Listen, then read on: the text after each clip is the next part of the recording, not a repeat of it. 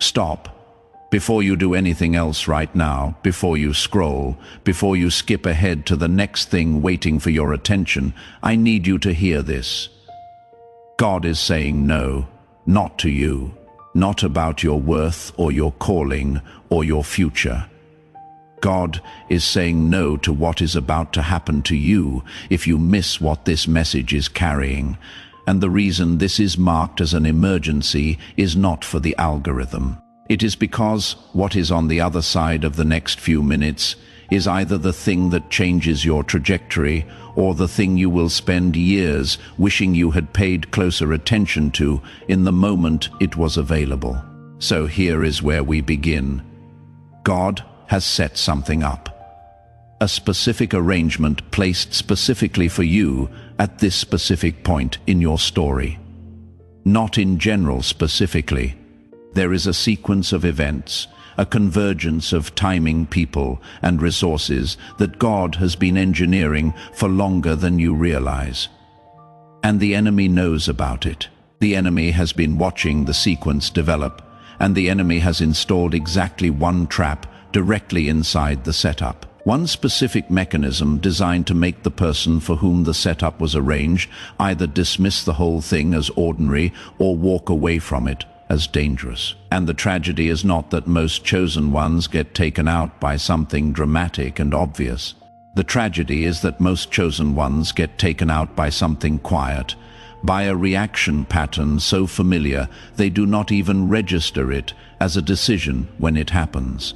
I want to be precise about what a divine setup actually is, because the word is used loosely, and I am not using it loosely here.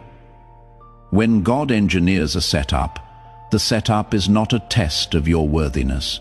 It is not a trap that God is watching to see whether you fall into. It is not a challenge placed in your way to refine your character.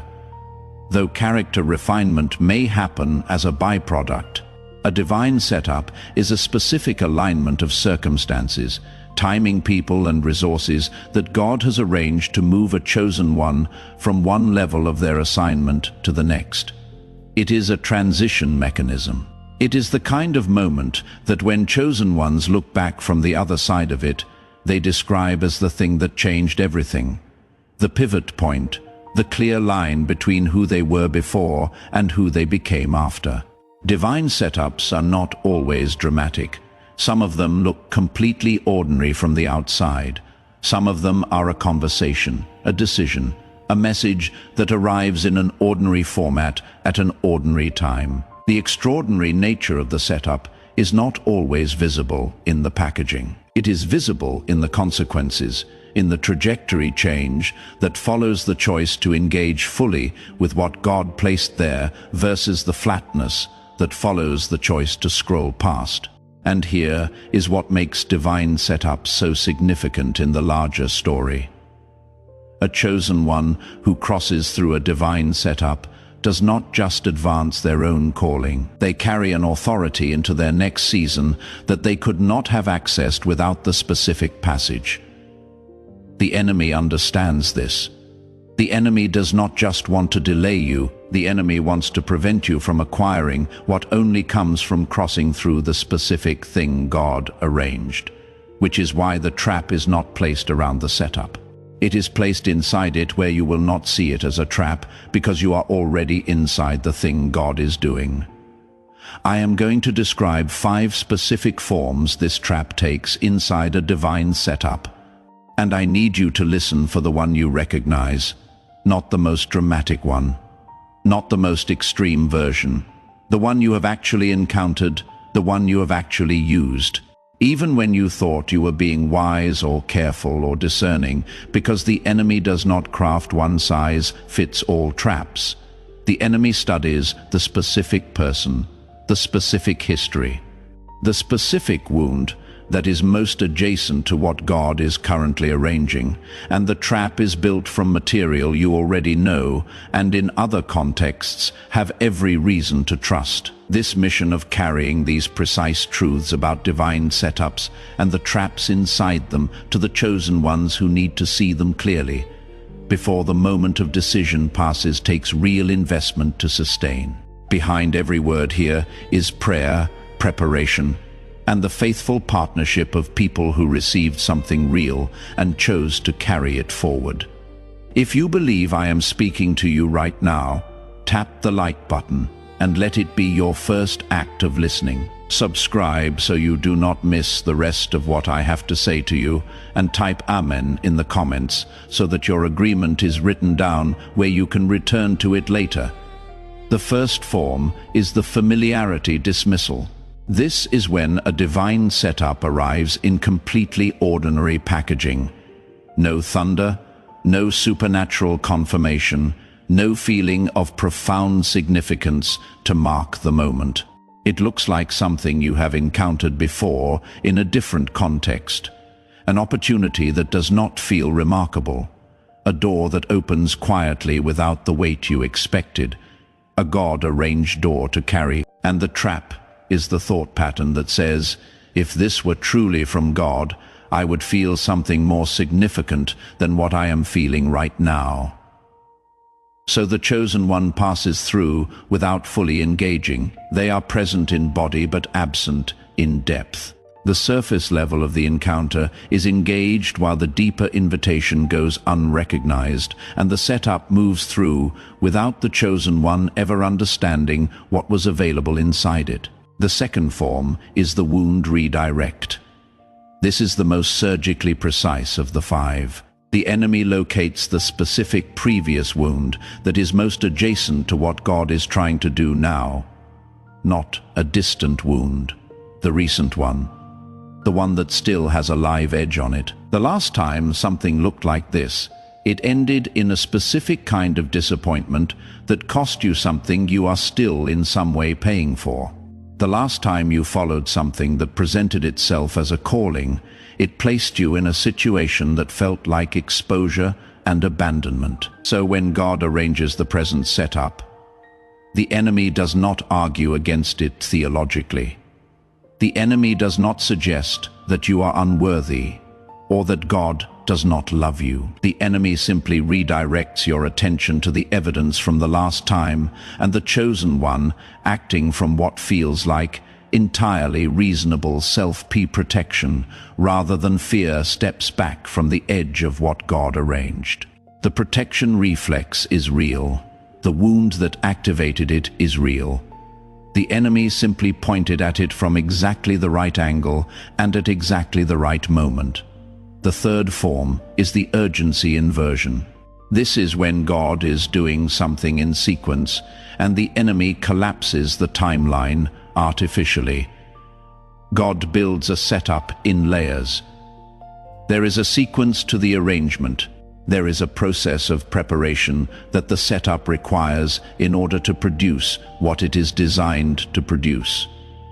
And the enemy inserts into that process a manufactured urgency that says, if this were truly from God, it should be moving faster than this. So the chosen one either abandons what God arranged because it appears to have stalled, or they begin to force the timing in ways that actually break the sequence that made the setup possible. They act from urgency rather than from the pace the setup requires, and the arrangement which needed the chosen one to hold steady and move at a specific tempo cannot survive the forcing. The fourth form is the counterfeit resolution. This is the most sophisticated of the 5 and the one most likely to be confused with a blessing. Before the divine setup fully arrives, before the sequence completes, the enemy provides a version of what the setup was meant to produce. Not a bad version necessarily, a good enough version. A relationship that looks like the right one, but arrives before the formation required to sustain it. A platform that creates visibility before the depth and rootedness that visibility requires. A financial opening that creates dependency instead of freedom.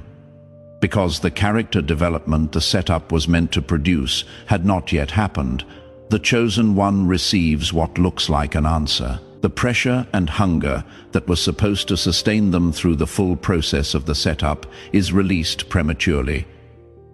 And when the actual setup arrives, they are not in the condition required to enter it. The counterfeit did not destroy them. It just made the real thing unnecessary in the moment it arrived. The fifth form is the legitimacy challenge. The setup arrives and the enemy immediately supplies a theological or logical argument against it. Who told you this was specifically from God? What evidence do you have that this is not simply a coincidence or a product of wishful thinking? Do you know how many people have believed God was doing something specific and have been wrong, sometimes catastrophically wrong? This form is particularly effective against chosen ones who have a developed intellectual and spiritual life, who value genuine discernment, who have watched others go off track by claiming divine direction for decisions that were ultimately self-serving. The enemy weaponizes the very discernment that was developed through faithfulness. The challenge is not irrational. It sounds like wisdom. It arrives at the precise moment designed to prevent entry into what God arranged, and the chosen one walks away feeling responsible and careful, rather than feeling like they just stepped out of a setup. Now, I want to ask you something directly. Which of these 5 did you recognize?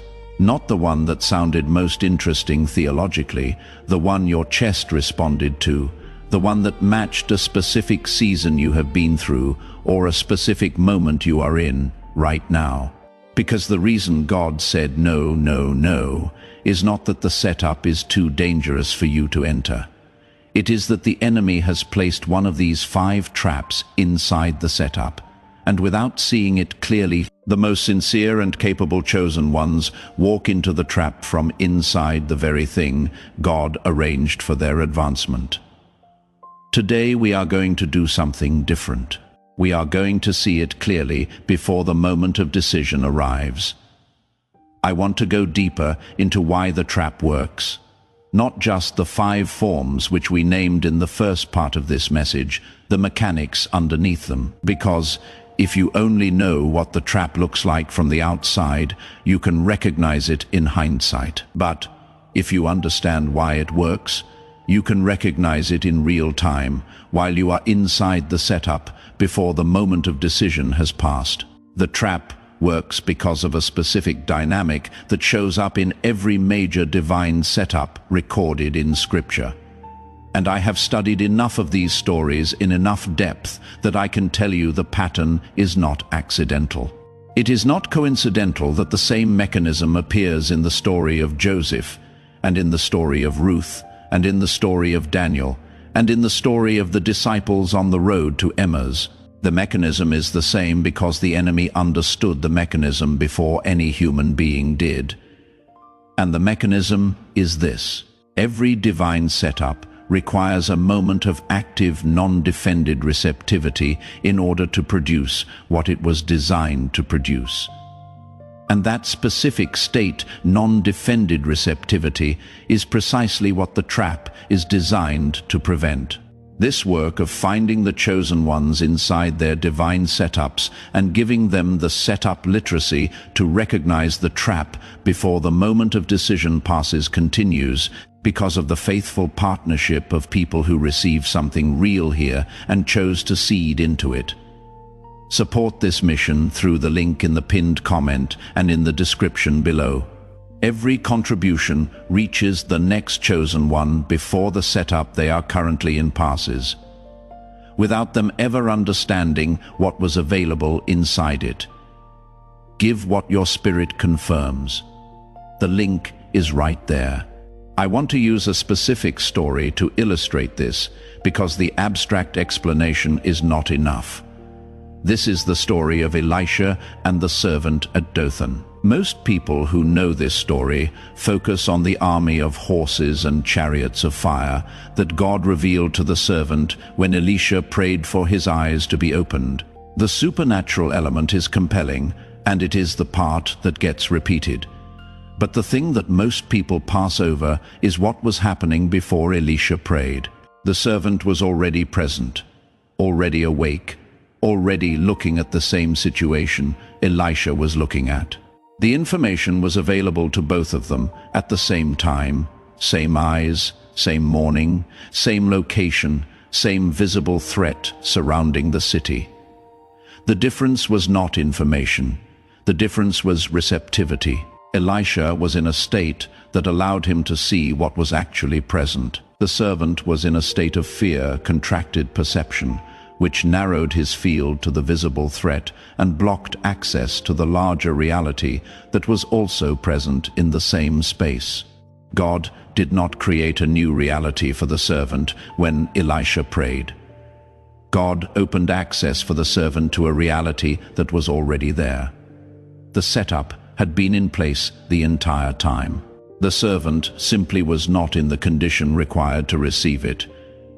I want you to sit with that for a moment before we move on. The setup was not created when Elisha prayed. The chariots were already there. The angelic presence was already in position. The provision that the servant needed in order to not be destroyed by fear was present in the same location where the fear was operating. The prayer did not produce the resource.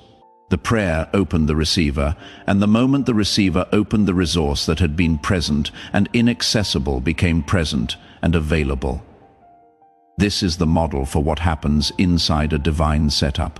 The arrangement is not waiting for your worthiness to activate it. It is waiting for your receptivity to receive it. This is the dynamic inside every divine setup. The arrangement is in place. The resources, the timing, the people, the provision are present in the same space where you are present. The difference between the chosen one who crosses through the setup and the one who passes through without ever understanding what was available is not the presence or absence of the arrangement. It is the presence or absence of the interior condition required to receive what the arrangement contains. And now, I want to name something that most of this conversation avoids because it feels uncomfortable to say directly. The reason most chosen ones are not in that interior condition when the divine setup arrives is not a spiritual failure. It is not a lack of faith or a defect or evidence that they are not truly chosen. It is a specific neurological reality about how the brain processes information under sustained pressure and stress, and how that processing mode affects the capacity for exactly the kind of non-defended receptivity that divine setup requires. We are going to come back to this in a few parts. For now, I want you to hold it as a question. Why, despite your sincerity and your genuine desire to receive what God has for you, does the reception often feel partial? Why does the clear knowing come and go? Why does the moment of deep certainty arrive and then fade before you have fully acted from it? There is something specific that happens in the brain of a person who has been carrying sustained pressure for a long time, something measurable. Something that the Nobel Prize research we will discuss later in this message addresses directly for now. The thing I want to name is this: the experience of knowing something deeply and then losing access to that knowing within minutes or hours.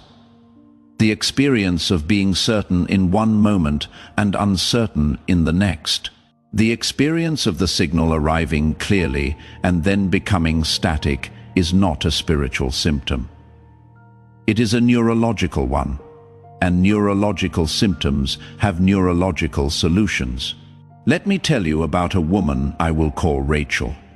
Not her actual name, but her story is real, and it is the story I receive in more variations than almost any other from people who engage with this content deeply.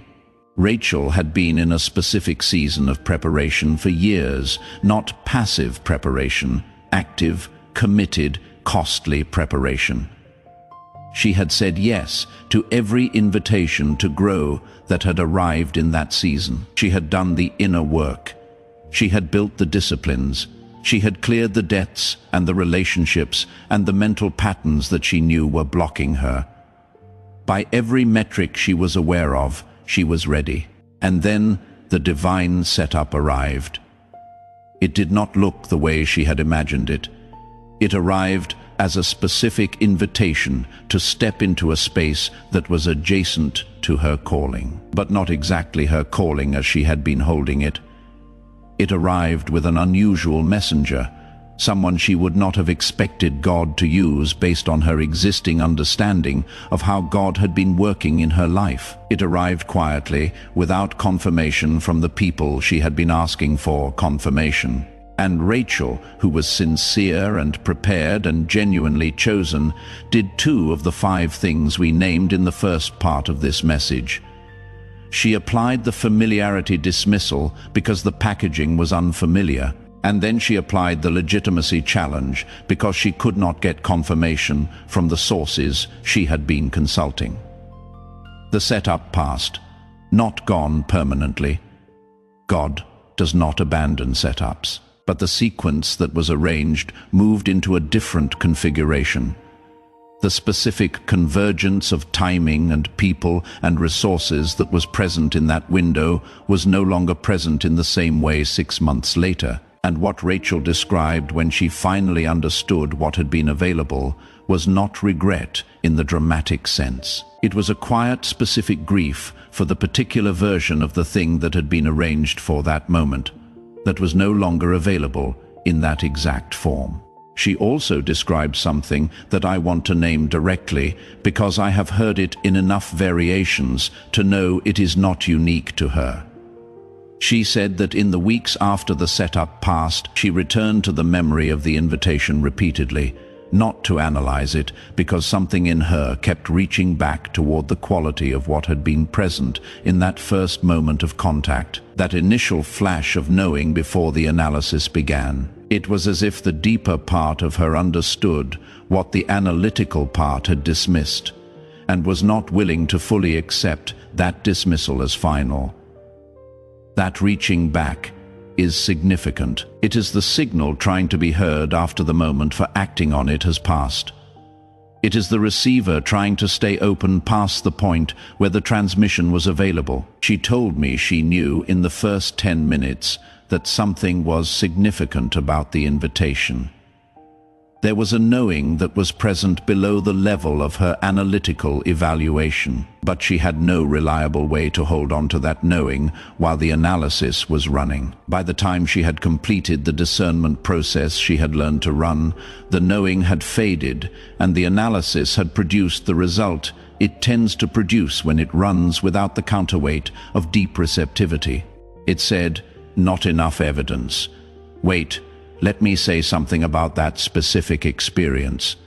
The knowing that arrives in the first moments of a divine setup and then fades during analysis is not random. It is not the unreliable intuition that wisdom traditions warn against. It is the most accurate signal available in the moment it arrives. What makes it fade is not the quality of the signal. It is the specific neurological condition of the receiver. When the brain is operating in the partial capacity that sustained pressure and stress produces over time, the capacity to hold open awareness to sustain a signal without immediately resolving it into the categories of the analytical mind is dramatically reduced. The signal arrives. The analytical system immediately begins processing it, and in the processing, the depth of the signal is lost while the surface information remains. You remember that something felt significant. You cannot access what the significance was pointing toward, and the setup that required you to move from the depth of the knowing passes while you are working with the memory of it. We are now at the heart of this message, and I want to pause here and say something directly. This ministry was built to find the chosen ones at the exact moment when the arrangement God engineered for their advancement is in front of them, and to give them the clarity they need to enter it fully rather than pass through it partially. And it continues because of the partnership of people who received something real here and chose to be part of what carries it forward. If today this message has been reaching the places it was always sent for, support this mission through the link in the pinned comment. Give what your spirit confirms. The link is right there. So now we have named the problem with the precision it requires. We have named the 5 forms the trap takes. We have named the dynamic of non-defended receptivity and why it is both necessary for a divine setup to deliver what it contains and precisely what the trap is designed to prevent. We have looked at the story of Elisha and the servant at Dothan. We have followed Rachel through the setup that passed and the specific grief of understanding in retrospect what was available. And now I want to give you something that changes the experience from this moment forward. Not eventually starting in the next few minutes of this message. There are 3 specific practices that build what I am going to call setup literacy. The ability to recognize a divine setup while you are inside it rather than only in hindsight. These are not abstract spiritual principles. They are practical, specific, repeatable actions that address each of the 3 primary failure modes we have identified. I am going to describe each one carefully, and then we are going to do one of them together in this message before we close. The first practice is the stillness interrupt. This addresses the familiarity dismissal and the legitimacy challenge. The first and 5th forms of the trap. When something arrives that may be a setup, before you evaluate it, before you run the discernment process, before you consult anyone, before you do anything with the content of the invitation, you take 30 seconds of complete stillness, not to listen for a voice, not to feel a feeling, simply to stop the analytical processing that begins automatically the moment something enters your awareness. Here is why this matters at the neurological level.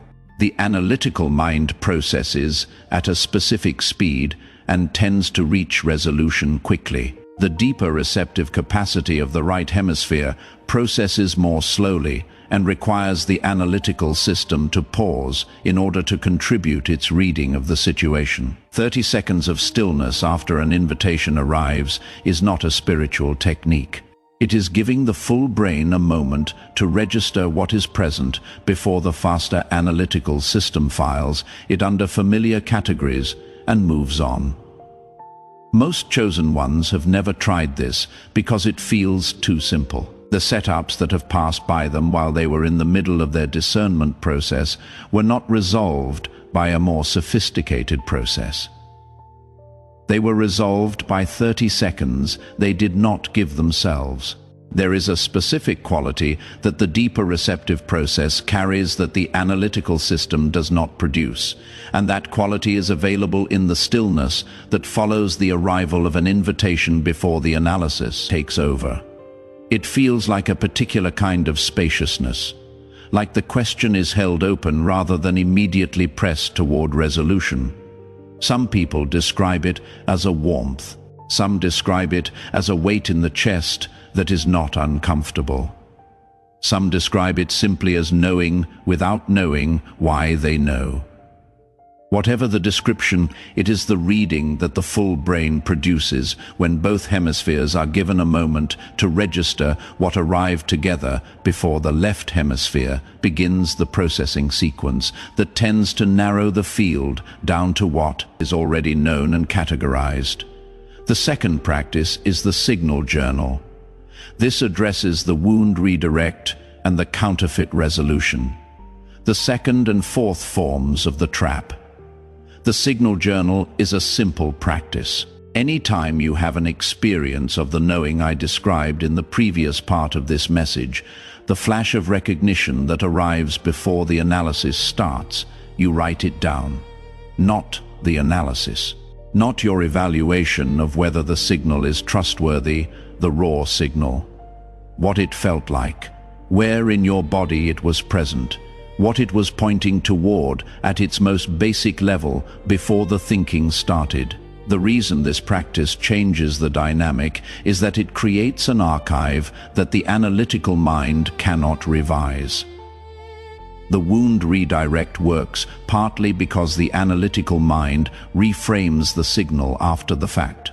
Before the final practices of this message, one more invitation.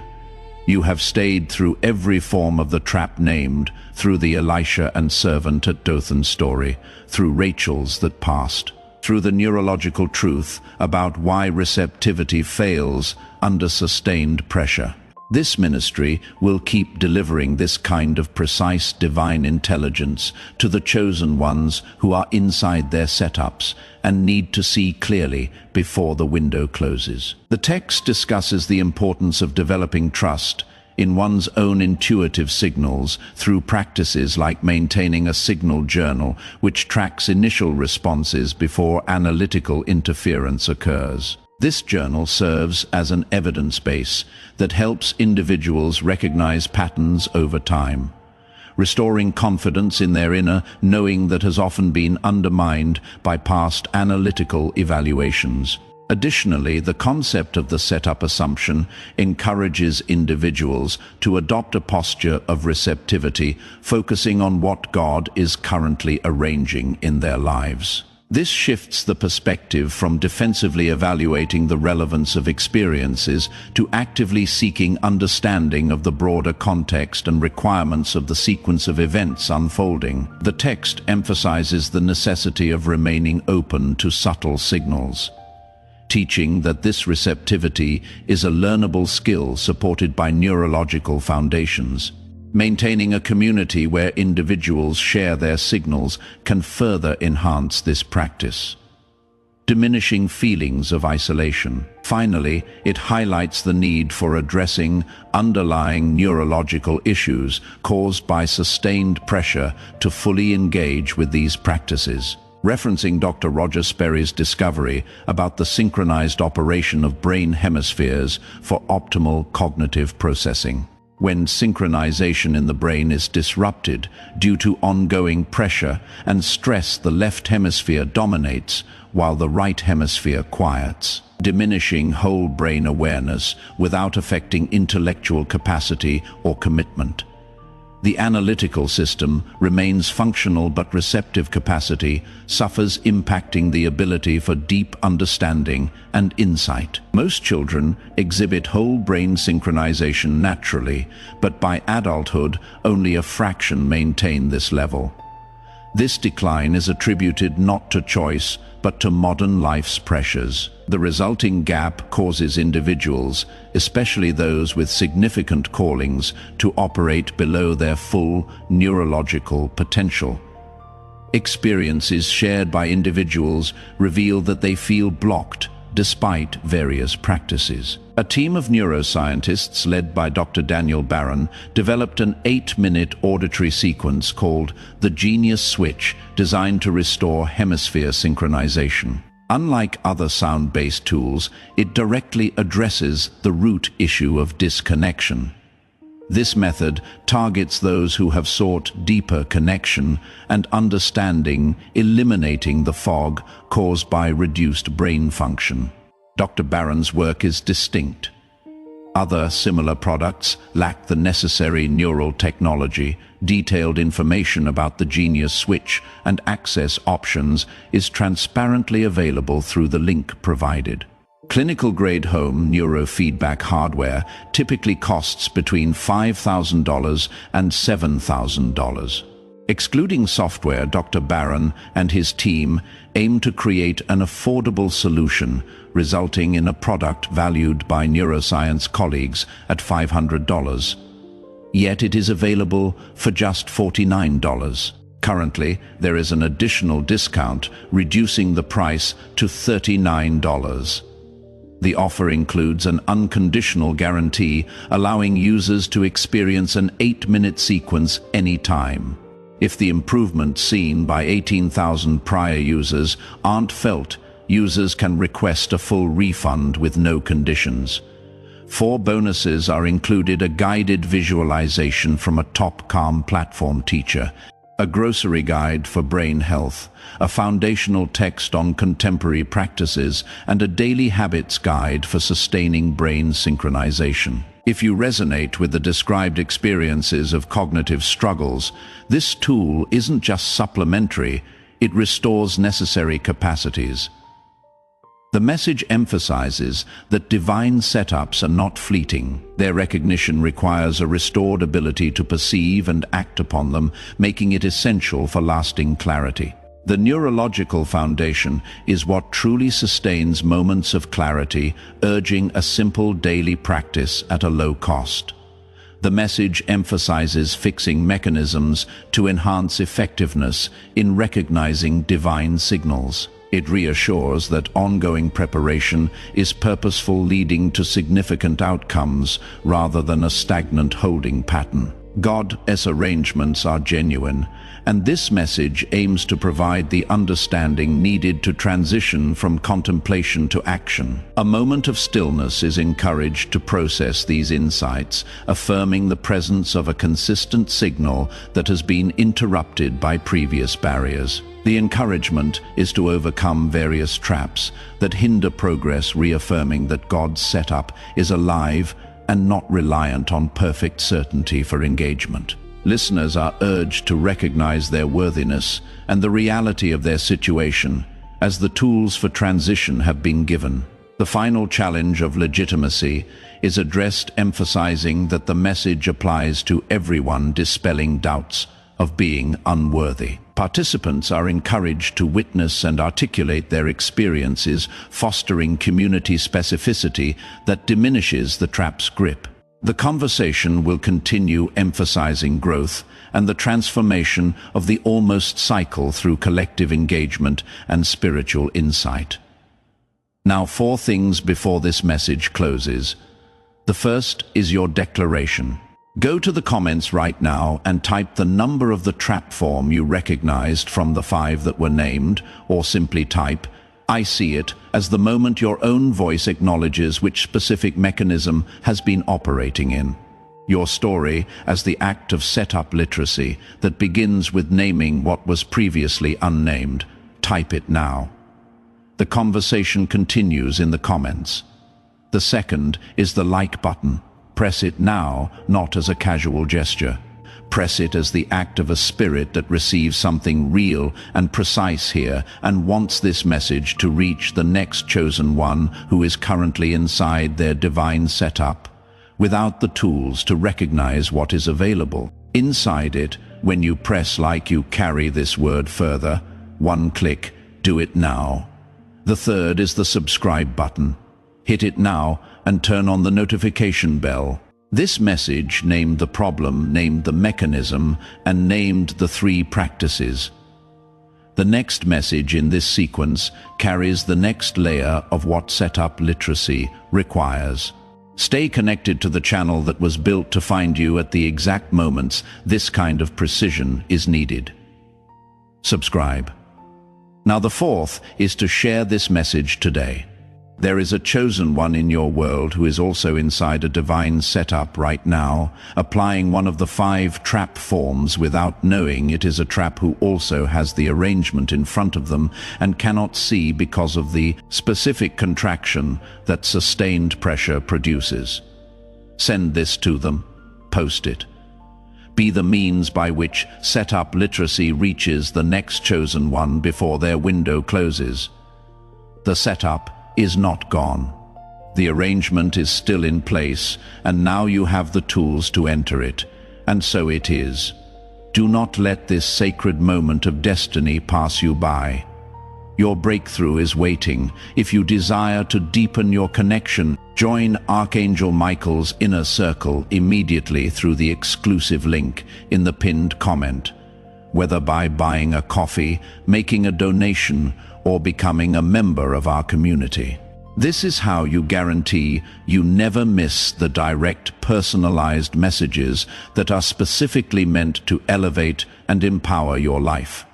But your presence, attention, and energy already mean the world. Take the step. Your abundance awaits.